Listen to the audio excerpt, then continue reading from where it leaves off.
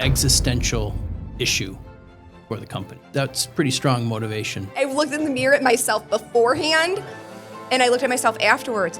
The amount that I learned in that time, like how to manage people, that was the foundation of my entire career. Nobody prepares you for that kind of shift. Hold on the manual. Okay, what do I do in this particular case? There is no such thing. Be as honest as you can, be as upfront as you can. Be nice to everyone. It's free. Talk real shift.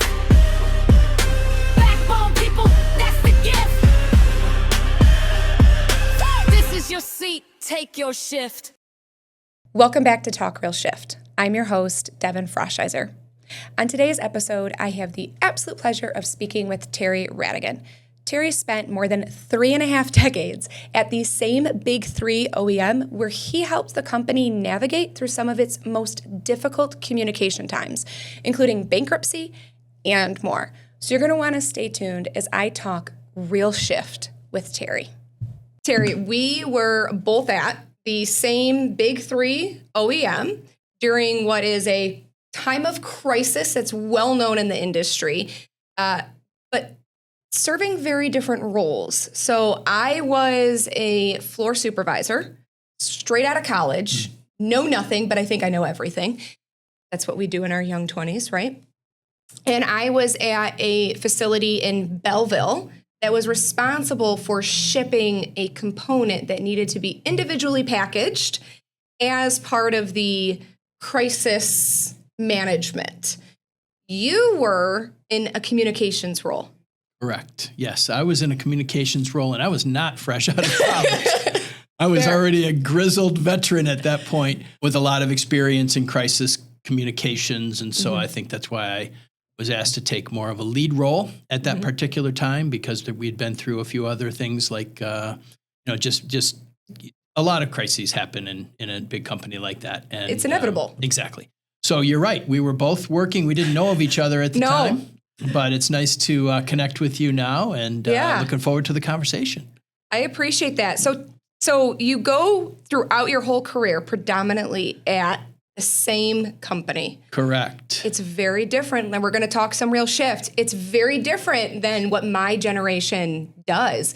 Can you talk about that journey from the beginning to where you get to managing a massive crisis? Sure. It's timing is everything. And much like today's college grads are entering a pretty tough job market, unfortunately. So it's tough to get a job out there for some of these youngsters, and feel bad for them because I had the same experience.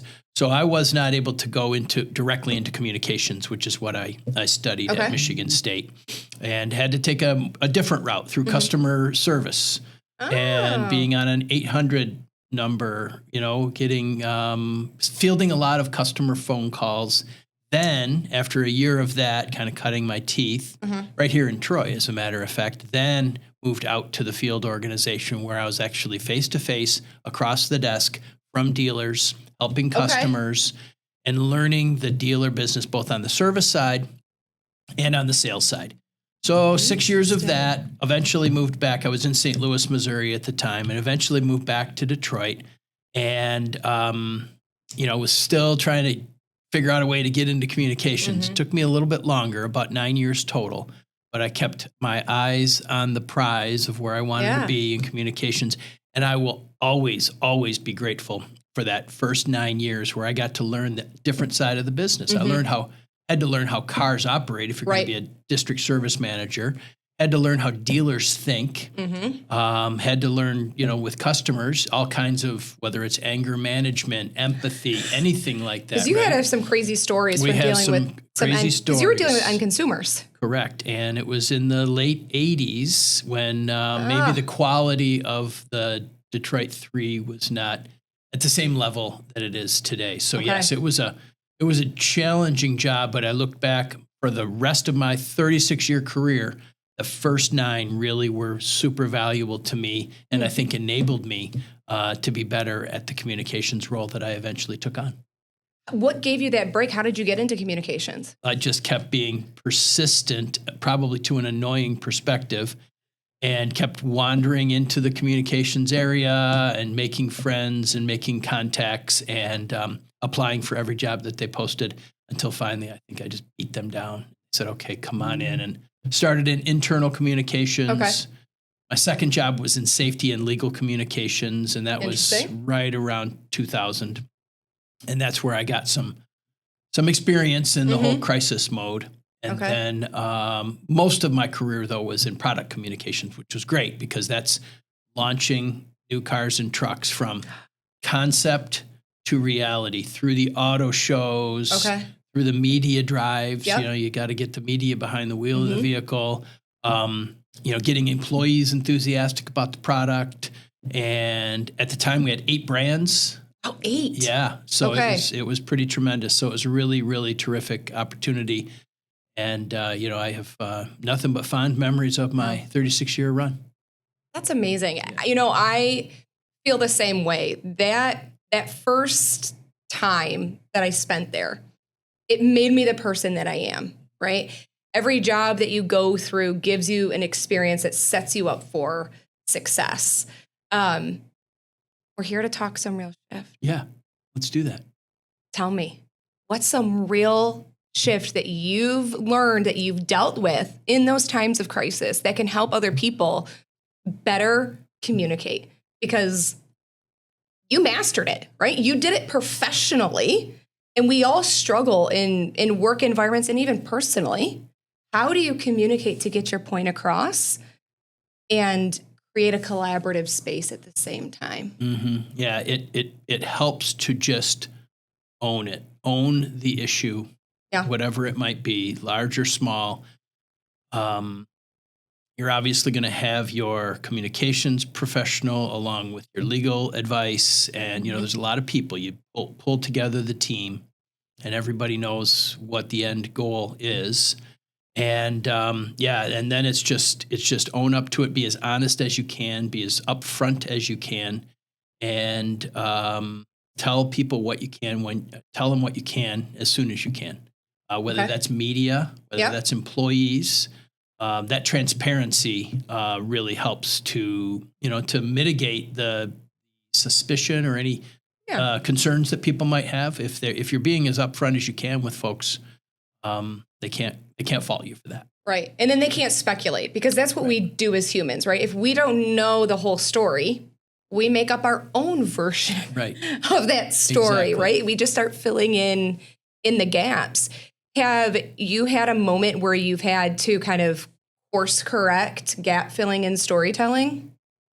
Yeah, I think so for sure. There's been when I was in the product role and launching cars and trucks and crossovers on a regular basis. At one point, we had 10 vehicles to launch in a 20-month period. So we 10? were constantly.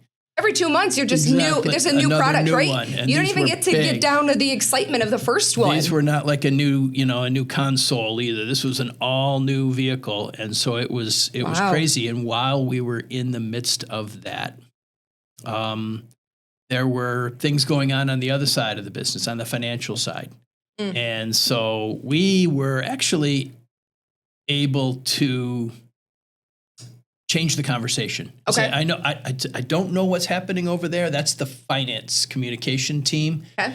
They've got a lot going on, but look at this car. This is all new, 32 miles to the gallon. This is a beautiful 5-passenger, whatever. We would just be the bridge to, can't help you with your real that. question, Right. but I can tell you that this is what we're here to talk Right. about. And it was a way to generate positive coverage for the company Right. when they weren't getting a lot of positive coverage on right. the other side. So that was kind of cool. And it's a way to redirect to get out of that bad time. Right. Because anything that there's financial going on, but these products are our answer Exactly. to that issue. Right.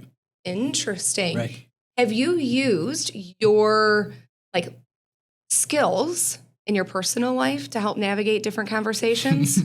I will tell you, I've got one person in particular in my life that I struggle on how do I communicate with this individual. You know what? I bet I have used them without even knowing it, Devin. I would have to say that it gets to a point where, as you know, you spend as much time with people at work as you do with your family and If not more. friends, if not more. Yeah. And so there has to be that crossover. So I can't come up with a specific example right now, Okay. but I can assure you that the things I learned at work translated to my personal life for sure. What would you say to somebody if they're struggling with that difficult conversation, right? Because I've got one person in particular, and I could say the sky is blue, and they would say you're wrong, right? How do you navigate a conversation with somebody that might not always be the most rational because it's just you? Right. Right. I think part of it is back to what I was saying about how I got my job in communications by being persistent and just keep hitting that key message. Yeah. And we say in communications, once you're tired of saying a key message, it might be getting through to the end user. So you think you've said this particular key message ad nauseum, and guess what? You haven't even broken through to your to your target audience yet. So I think that might be true as well. So despite the fact that you're insistent that the sky is blue and this person isn't seeing it that way, stay the course. Stay the course. And stay the course. Do we bring emotion into it, or do we say emotionless? It's hard to do the latter. It is. It is. It's so hard to be emotionless. But I feel like that's the key a lot of times, right? You stick to the facts. Agree. And you can't come in hot, because sometimes I want to come in hot because I'm like, the facts are the facts. Well, that's where empathy can come in. So you try and get in that person's perspective. So why do you think that person is so obstinate about and so set in his or her ways? Yeah. So let me help me to understand where you're coming from here, and maybe with delving down a little deeper, a couple more layers, maybe you can get to the bottom of why this person doesn't see it your way. Fair. I think we know the reason is that the person's just sitting right here. So I'm just always going to be the reason, but that's okay. Right. But it's like that at work sometimes. It's like that in our personal lives. Those communication gaps aren't isolated in one direction or the other. But I'm going to shift gears here a little bit. So a fair number of years, retired very happily, and now you're unbelievably involved in other organizations. Because I met you at a Detroit Economic Club event. Right. Where we got to meet the president of the Detroit Lions. Isn't that cool? Unbelievably cool. Yeah. Right? That's great. How many times can you say, like, yeah, well, I just met the president of the Detroit Lions today. Right. Like, what did you do today? Right? Like, this is what I did. But you're a volunteer on the board, correct? On the board of the Detroit Economic Club. I'm a volunteer on the board of the Automotive Hall of Fame. Very cool. I am on the Parade Company board. Okay. And I'm also the chair of the Detroit Sports Commission board. So I have 4 hats, and I'm about to wear a 5th one that's all volunteer. Okay. And then I'm a consultant, a paid consultant with the Detroit Regional Chamber. Yes. Okay. Do you sleep? Yes, I do. Really well. Okay. That's half the battle. Compared to my old days, I get so much sleep, and it's been a big step down, Devin. 23 is when I retired. So it's going on 3 years. And I sleep better. I feel better. I'm more active. I exercise more, and still feel like I'm able to be in the game and make an impact. So much was happening in Detroit right now that I didn't want to stop participating in. I felt like, I had invested a lot in the momentum that the city was having, and it felt like, well, if I get off the train now, I'm going to miss all the fun. Right. And you don't want to do that. So let's talk about that. Tell me about some of the momentum that the city is having. So 4 months after I retired was the NFL draft, where we set a record that just got broken. But we set a record. 775,000 people came downtown, and it was a game changer for our image internationally. And it was just one of the greatest weekends of my life, and it was so exciting.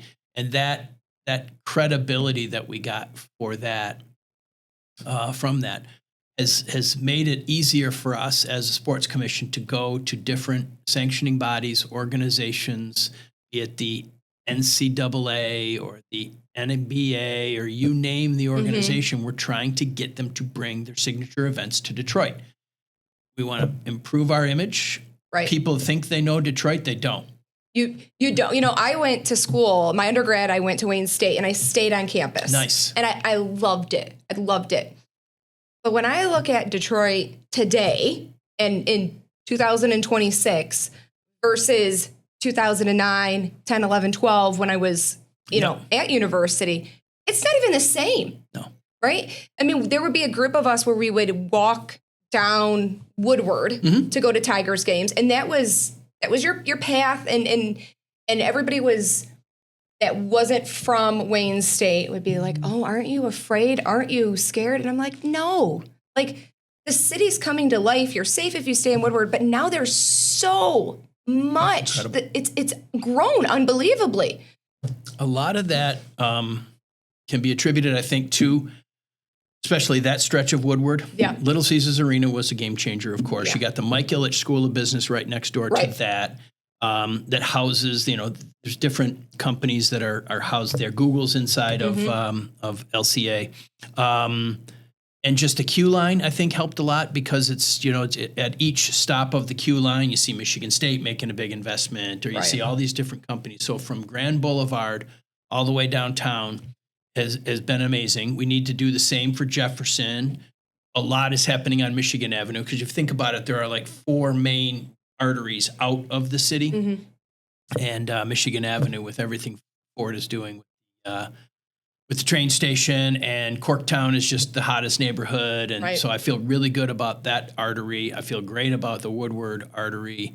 If we can get Jefferson and out toward Grosse Pointe, get that going a little bit more. And I feel, and Gratiot heading out toward those main arteries really, are going to help take the greatness that's happening downtown and spread it to the neighborhoods, which is what we're seeing with Midtown and Corktown. And we just have a lot of neighborhoods in our city. We have a lot of little towns. Exactly. And we need to connect. Bingo. We need to connect all the towns. Absolutely. Yeah. Wow. It's great. I just love it. I love the momentum. It does help that all of our sports teams are trending right now. The Red Wings were just so close to making the playoffs, but we have Lions and the Tigers and the Pistons, and we've got a Final Four coming in like 11 months.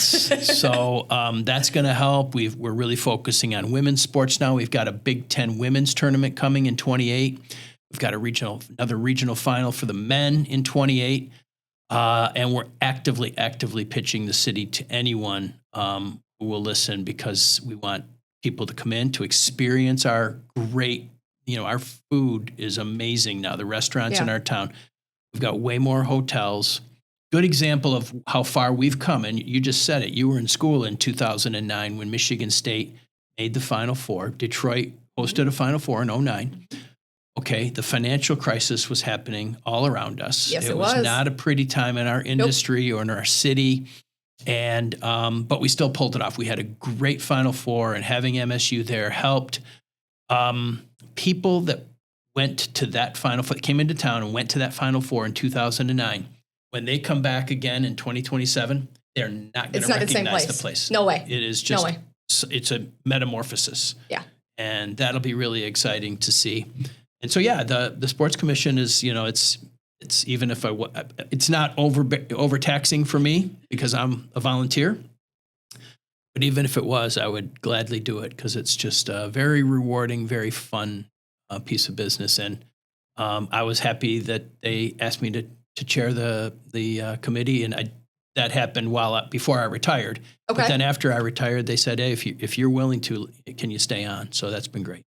That's amazing. Okay, so we've got sports. Yeah. And then we've got the Detroit Economic Club. Right. And the Detroit Regional Chamber. Dealer's Choice. Tell me about one. I'll tell you, because you were there, I'll tell you about the Detroit Economic Club first. And we've got a board meeting tomorrow. But we are so lucky you got a chance, I think, to hear from Steve Gregorian, who's the president and CEO. He's phenomenal. He is unbelievable. Just a good person, which is, I think people say it's hard to find good people. Right. But I have found as I get more and more involved in the community with organizations like the DEC, good people aren't that hard to find. He's the best. You're right about that. And But he is the really best. is, and he cares. And he knows that, I love the part where you heard it. He talked about the history of the DEC. And on this date, whatever it was in April, you join, Rod Wood, you join these 6 people that also spoke to the DEC on this Right, on the same day. which was so cool. And every sitting president for the last 6 presidents have spoken at the DEC. It is in the very top tier of economic clubs in the country as a platform for people to come who have big news to share. Right. And that's why presidents and vice presidents call Steve. He's also actively pitching. But when they say, hey, where should we go to make an important announcement? Now, it helps that Michigan is a swing state right now. It is. We're a purple state. So Right. we're always, this particular year, 2026, what an election year it's going to be for us. So I think the DEC, we're lucky to have Steve. We're lucky that he recognizes the importance of this platform to the country. And he is passionate about making certain that it's passed on to the next leader at Right. some point Right. in better shape than Steve found it. And I hope Steve stays for a long time. To be Listen, clear. I do too. Somebody the other day asked me, what do you want to be when you grow up? And I hate when people ask me that question because I'm like, I don't know. I don't know what I want to be when I grow up. My candid response is something that a candidate once told me when I was interviewing them, and their response is happy. I was Yes. like, oh, Great. that's what I want to be when I grow up. I That's want a to great be, answer. isn't it? I steal it to this day. I want to be happy. But they're like, okay, yeah, cool. We all do, right? But what do you want to actually do? And and I was like, I have no clue what I want to be when I grow up. Like, I'm happy doing what I'm doing right now. Right. But then later, when I was reflecting on it, and they were like, just, bucket list career jobs that you want to do. And I'm like, oh my goodness, you know what I want to do? I want to do and have the conversation that Steve is having. Yes. So Steve, one day I'm going to come for you, not for a very, very long time because I'm nowhere near qualified to do what he does. But it makes a difference in people's lives. And it's connecting, particularly because Michigan is founded in automotive manufacturing, right? It's the core of what we are. We are the top automotive manufacturer in the country still. We're a top manufacturing state in the country. But it is it's the networking wheelhouse where people do go and they lean on him, whether that's for policy or sharing news and getting information, new products, new rollouts out to the community. So it's an amazing place. And leadership development. So he's got one thing Yes. called the Career Readiness Academy that the DEC supports. And then the Young Leaders Group Yes. is like 1,000 or 1,500 people strong. And it's fun. I went to my first event. You did? Okay, good. Yes, with Debbie Dingle. And I had the honor, I tell this story, I had the honor of handing her a letter. And I wasn't emotionally prepared to have the conversation with her. Yeah. But you were part of the GM Foundation. Yes. Debbie was part of that foundation. She hired me. See, there you go. Small world. It is. So I am a first college graduate in my family my from a gosh. 4-year university. So my brother went and got an associate's. My dad was at a trade school. But in my family, I'm the first person that attended a 4-year university. That's amazing. Let alone graduated. Congratulations. Thank you. Love that. But I share that to say that it wasn't a choice of are you going to college? It was just where. Right. And my parents were very open. We can't afford to pay for you to go. You've got to figure it out. And I worked with my counselors at the school. Every week I'd go in and she'd hand me a folder of new scholarships to apply for. One of those was the GM Foundation scholarship. Awesome.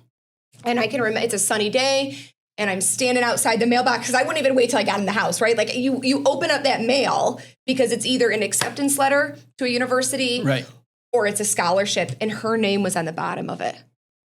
And I still remember that. So I had the honor of meeting her at a Young Leaders event and handing her a letter that just said, thank you for believing in me. And I've spent my whole life here. and I couldn't imagine spending it. That's amazing. I anywhere love else. that story. Yeah. That's so, great. Allen Park High School, I graduated. So I grew up in Taylor, Allen Park High School, Wayne State University, civil engineering, and then started working at a big three, then the world's largest logistics company, then the world's largest interiors manufacturer. Wow. And to my current company, which is Team Sense. And throughout my journey in one of the big three, I went to Kettering, all online, because they allowed you to do online. And then I got my MBA, because they honor engineering degrees. Good for you. And then my MS in operations management. So, but enough about me. We're here to talk about you're making up for the years that your family wasn't able to get degrees. Now you got 3 of them.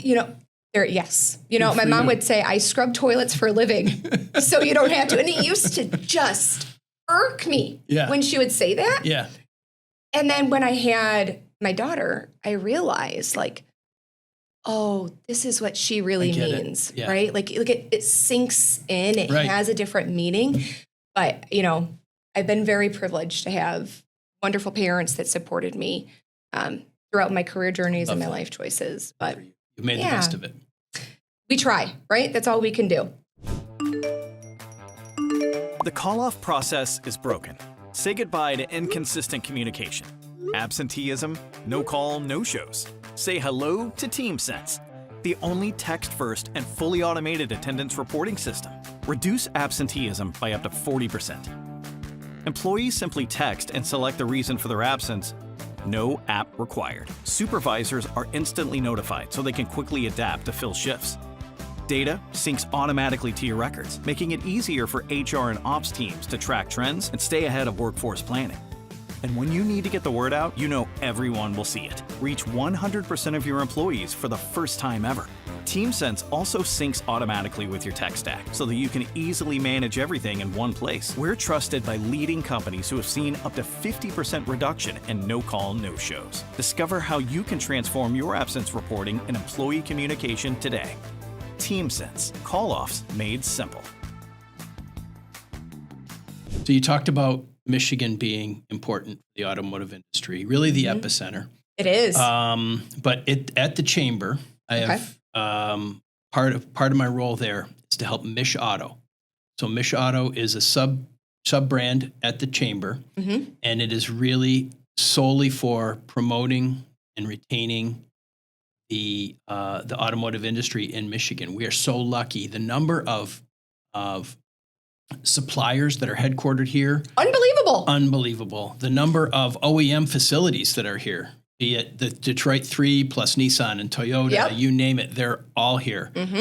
So we're very fortunate, but we feel like we need to not rest on that and not assume that that's just a birthright that's always going to be the case. We have to fight. There are places like Tennessee and Georgia and Mississippi, where a lot of the transplants have built up a big footprint, that would be happy to take that mantle from Michigan. Right, and they can't take our crown. If we take our eye off the ball. So that's what we're trying to do. So right now, actually, we're going around, because this is such a pivotal year in our state.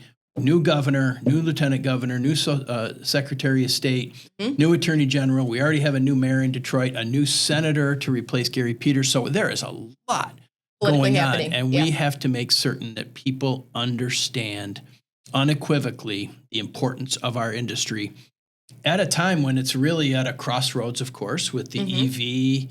It's hard. Exactly. It's really hard, but it's worth fighting. So that's what Mich Auto does, and I spend a fair amount of my time doing that. We just had Capitol Day at the Michigan Capitol, where we just again wanted to reinforce why we're here and the advocacy for the industry. It's great when something like the tariffs happened, on Liberation Day about a year ago, where all of a sudden this tariff hit the auto industry harder. It hit the state of Michigan harder than it hit any other state. Yeah. And our Glenn Stevens is the executive director of Mich Auto, and I think he did 115 interviews in a 2-week period, because he could speak with one voice as a spokesman for OEMs, suppliers, the state of Michigan, and just say this is not good, and we need to do something about it. Then when there was controversy earlier this year about the opening of the Gordie Howe Bridge, there was Glenn again doing a bunch of interviews saying, no, we need that bridge. We do. It's the busiest crossing between U.S. and Canada. Detroit, Michigan is, and there's a reason we built the bridge. Right. And so we're lucky to have Glenn and we're lucky to have Mich Auto watching our back to make sure we don't lose what we have. What would you say to people that are in high school, they're in college, they're debating? I get told, why would I go into the auto industry? Right? People think I was crazy. They're like, it's the most unpredictable or what have you. What do you say to that skepticism? I would say that going into a big company like I was able to do, 36 years, I probably had 15 different jobs during that time. Okay. And each one felt like I was going to a new company because it's totally new vernacular. It's totally new, business acumen that you need to run it. Everything is different. So I would just say that you can go and stay at one company. It feels like you've moved to 15 different companies, but you really haven't. You've stayed right there. So I know I'm a little bit of a dinosaur having stayed at one company for my entire career. But there's something to be said for that. And if you just go and stay for a short time and use it as a springboard to go somewhere else, there's nothing quite like the auto industry. It is, people used to argue when I was a floor supervisor. Hourly associates would tell me, like, this isn't brain surgery. Like, we're not, finding a cure to cancer. We're not all of these things. It's just car parts. And I'm like, but it's not just a car part, right? It's the car that gets a mother's kid to the hospital when they've had their head bashed open by a bat. Not speaking from experience here. Technically it was my brother. It's the car that gets goods from point A to point B. When I was at a logistics company, this isn't relevant, and we're in the middle of COVID, and you don't know what's mentally important for somebody to have. You're not in their headspace. True. But all of that relies on the automotive industry. Every product has got to get from point A to point B. Everything that you use is being manufactured by somebody and shipped by somebody. Do you find with EVs that it's going to go away? No, I don't think so. I think it's just it's an interesting crossroads, and the whole industry, everyone all in. We were building in Marshall, and Ford was building down in Blue Oval, Tennessee, and everywhere, right? And then just massive, just halted. So it's just, everything's going to be fine. Everything's going to be fine. We'll go where the market demand is. Yeah. And, I think some of that, the EV tax credits certainly drove maybe some demand that wouldn't have been there normally. And I think once we normalize all of it, EVs are incredible. They're incredibly fun to drive. But some folks aren't ready for the lack of infrastructure. Some folks aren't ready to get past that range anxiety. I think EVs are still a huge part of the future. So to a bridge to that are hybrids. And then right now the Detroit 3 is able to toggle back to, the vehicles that make the most money, which helps our state tremendously. And that's why, the Navigators and the Escalades and the F-150s and the Silverados are selling like our trucks. Crazy. We love them. And we the like Ram, big cars. And a lot of those are built right in our greater Metro Detroit area. So that's gratifying as well. Okay. I can appreciate that. We've got an EV at home. You do? We do. What do you have? We do. We have a Lightning. Okay. Nice. And I will say, so my daughter's 7. Yeah. And we will put it in kilometers. So you think you're going super fast, right? It's all a mind game half the times, right? But my partner or my husband will be like, I'm going to put the turbos on because you go from 0 to 70 in the snap of a finger because it's electric, right? And she thinks you're going 100, kilometers on the freeway or 100 miles per hour, and you're not. But it's fun. It's a lot of fun. Now, the range isn't always there, as you mentioned, right? So there's been times where he's had to pull over because he couldn't drive to the border and drive home. And it's weather dependent as well. Very, because the cold, right. We get some bitter cold weather here, and that drastically changes it. But it is fun.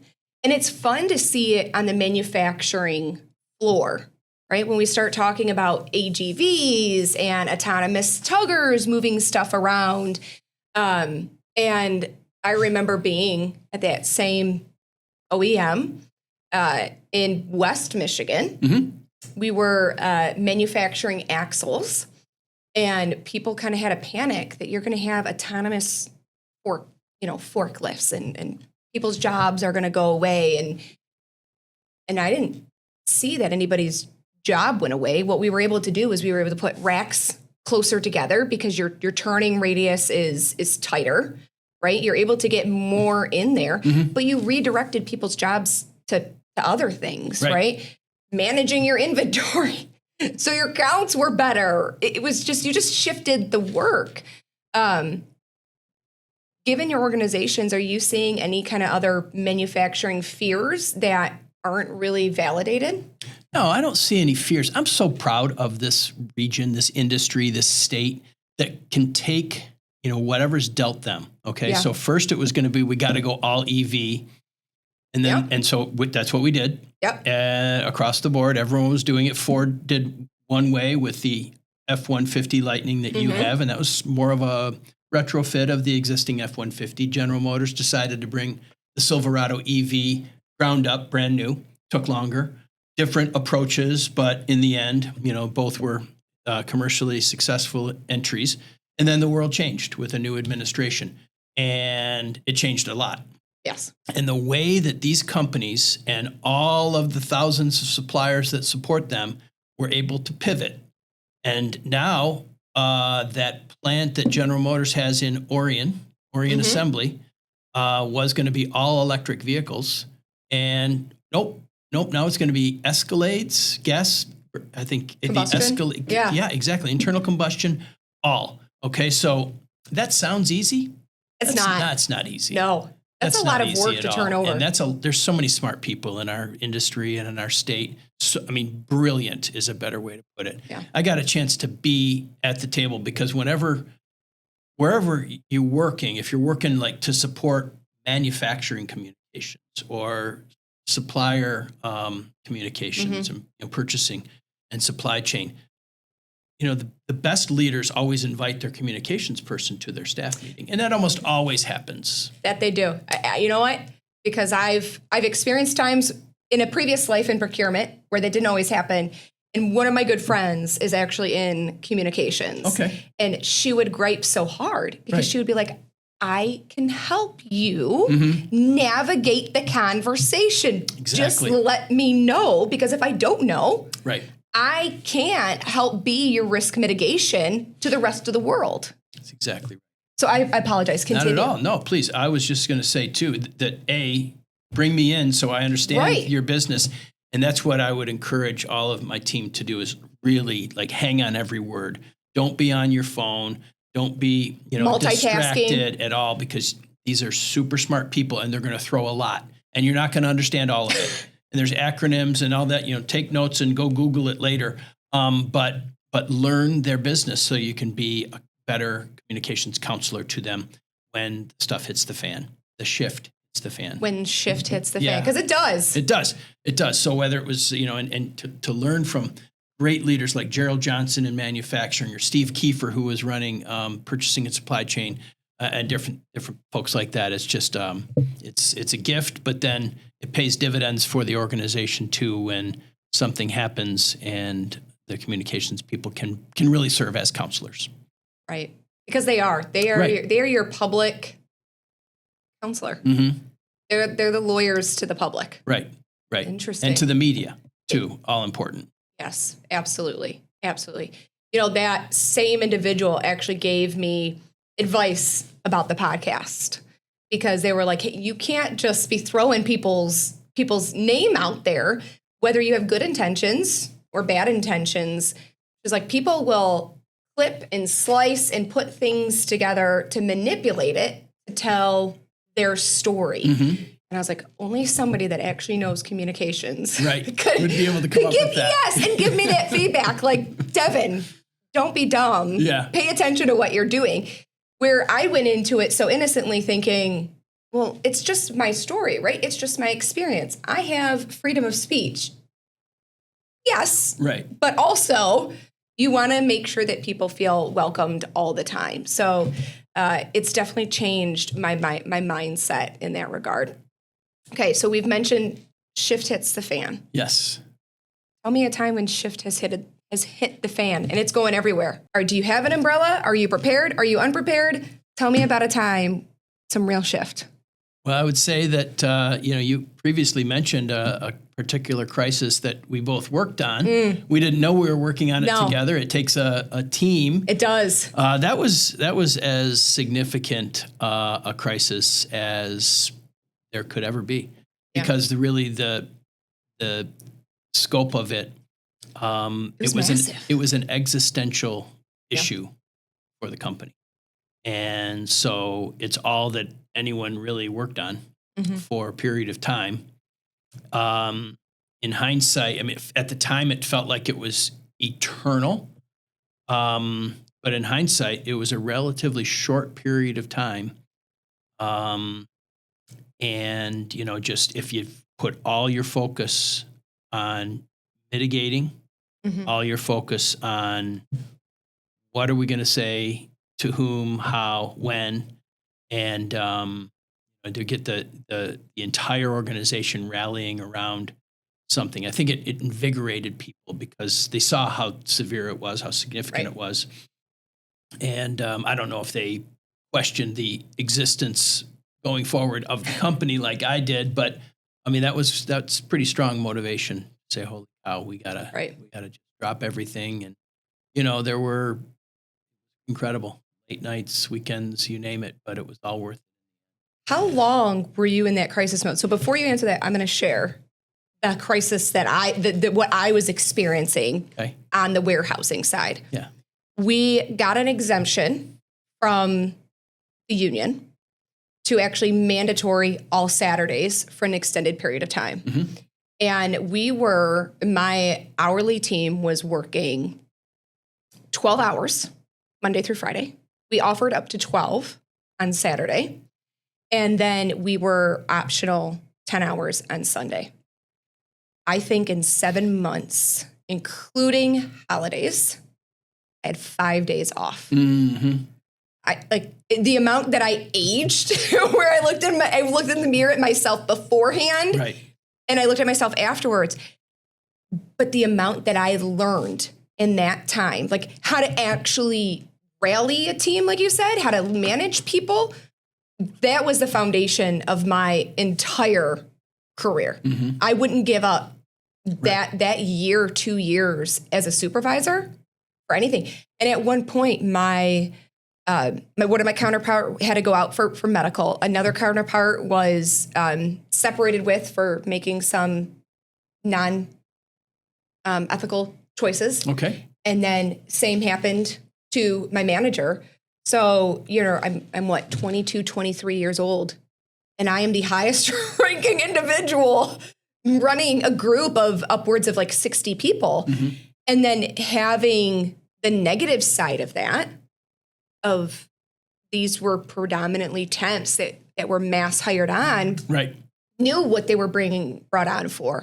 But as the world went back to normal, having to walk them out the door. Yeah. Like, to experience that much was unbelievable, but it felt like forever. Forever. It like, I'm like, this is it. Like, I'm going to die in this plant. What did it feel like for you? Yeah, it was similar for about 4 months. Okay. And unfortunately for me, my sons at the time were, 15 and 12 or something. So they were with their mom, and that was fine. I didn't see much of my family, which was fine. But so I didn't have to worry about that. And so the 4 months of really intense, like, oh my gosh, I haven't taken a day off in I don't know how long. And then after that, it was still very busy.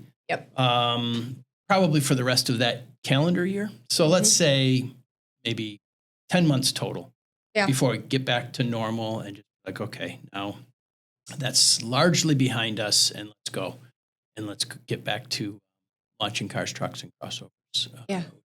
But yeah, no doubt about it. That was a defining moment for the company and certainly. And the no shift moment. That for sure. That is so Nobody true. prepares you for that it's kind of hard to. shift. You can't until you're in it. You can't just go to the shelf on it, pull down the manual for, okay, what do I do in this particular case? Turn to third tab. Nothing. There is no such thing. There's nothing. There's nothing from the communication to the supply chain to the logistics. I mean, we reconfigured the inside of the warehouse to, a portion of it so that we could individually package per DOT regulation this one component because it had to be separately packaged. But it was unbelievable how quickly people just moved. And you were 22. Yeah, I think you're 22 when you graduate, right? So I was 22, 23 years old. Oh my gosh. What responsibility, what Unbelievable. experience you gained. A ton of experience. Hindsight, not the greatest thing for my ego because you feel like you know everything. Yeah. I was very blessed in a lot of my life, but I've had a lot of trauma in a lot of my life too, right? And so I was very much like life is work and like there's life and then there's work and you leave life at the door and you come into work and it's black and white and you do what you're supposed to do. And I don't care what you have going on. Like I've got problems too. Right. And I'm coming here and I'm performing.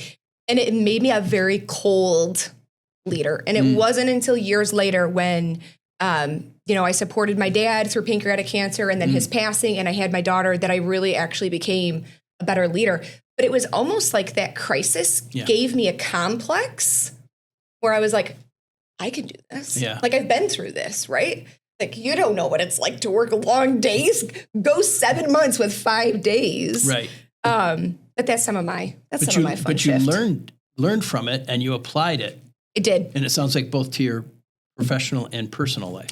Absolutely. Awesome. Absolutely. So that's growth. That's development. Fair. Those are Yeah. lessons you learned at a very young age. I mean, my kid is 23 now, and so I'm thinking, what would it be like if he was in that warehouse? You rise to the occasion, right? You have no choice. When I came in the one day and I had an hourly associate pull up to me and they were like, "Did you hear what happened to so-and-so?" No. What happened? And then you read news articles and things like that. And I was like, great. Now it's me, myself, and I. But when you focus on the people first, and I think it made it a little bit better for me that my family was all in union. So I'm the only person in my family that didn't work for the union. Okay. My mom was her local president. So I grew up listening to like arbitrations, negotiations, gave me a really unique perspective. But I think having that rapport with my union hourly, where I'm on their level, like I've heard it. I don't have any grace for any of your nonsense. Right? Come in and perform. But if you performed, like you were golden. Right? Like I'm going to give you everything that I possibly can.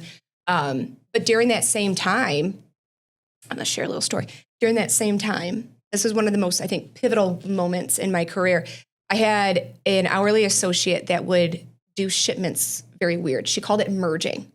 Okay.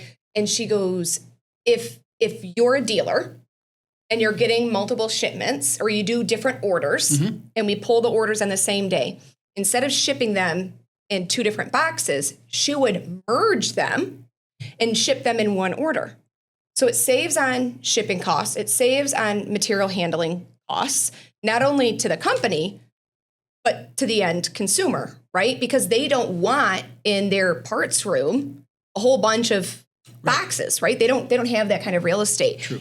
And so she kept doing this. And then during the crisis, it was like critical for us to be able to ship out these large sums of this individual thing because they would order them in random quantities throughout the day because everybody was fighting for product. right? Everybody needed to get vehicles back on the road. Right. But I was like, Julie, this is amazing. Why aren't we doing this everywhere? She was like, I don't know. Somebody said to just keep doing it and nobody. And I was like, no. And that was my first time learning how to do an A3 and record a project. Wow.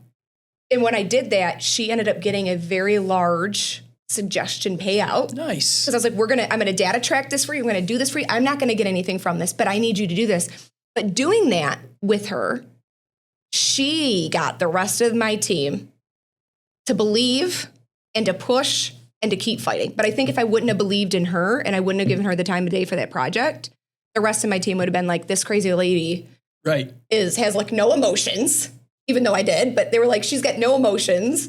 We don't want to rally behind her for months at a time for 12-hour shifts. And when you work 12-hour shifts in the plant, that's not a real 12-hour shift when you're in management or you're a team leader, right? They're clocking in and out. Right. But you're an hour before, at least. Yep. And you're at least an hour after. Right. There'd be days where I hate to admit where I curled up my coat and slept under my desk because it wasn't safe to drive home. Yeah, I've done that. Slept in my car. Yeah. Right? But it's a certain kind of crazy, right? That keeps us coming back to the industry. Correct. Because it's fun. It's fun. Well, there could be no better place for you to learn, especially, like I said, at such a young age. Oh, yeah. For sure. And see the benefits of that learning career now. Oh, well, thank you. So you go back in time and you can talk to 25-year-old Terry. Yeah. What do you say to yourself? Oh, let's see. I would say 25-year-old Terry probably lost his way on some of the important things, family, fitness, things like that. So balance. You think you've got it, you don't. Yeah. So I would say just make sure you take care of the things that are really important. I would say be nice to everybody. It's free. You can just, it doesn't matter if it's the person that you're, the parking attendant, the lady that's serving you the latte, security officer, or the head of the department, just be nice to everybody. And you just never know what people are going through before they get to work. And your smile, your good morning, or your asking them a question could be a difference maker. That's what I would say.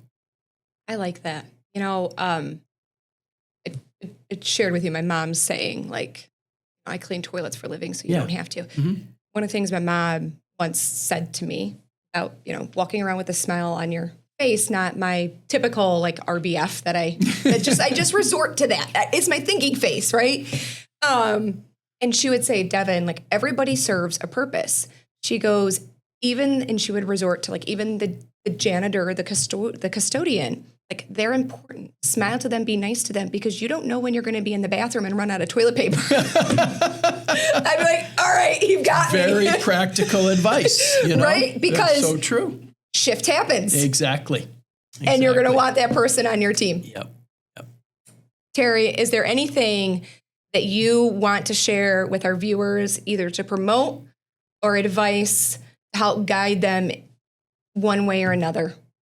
I would never want to turn down an opportunity just to wax for a little bit. I would say that if you're in the industry and if you're in the state of Michigan, thank you.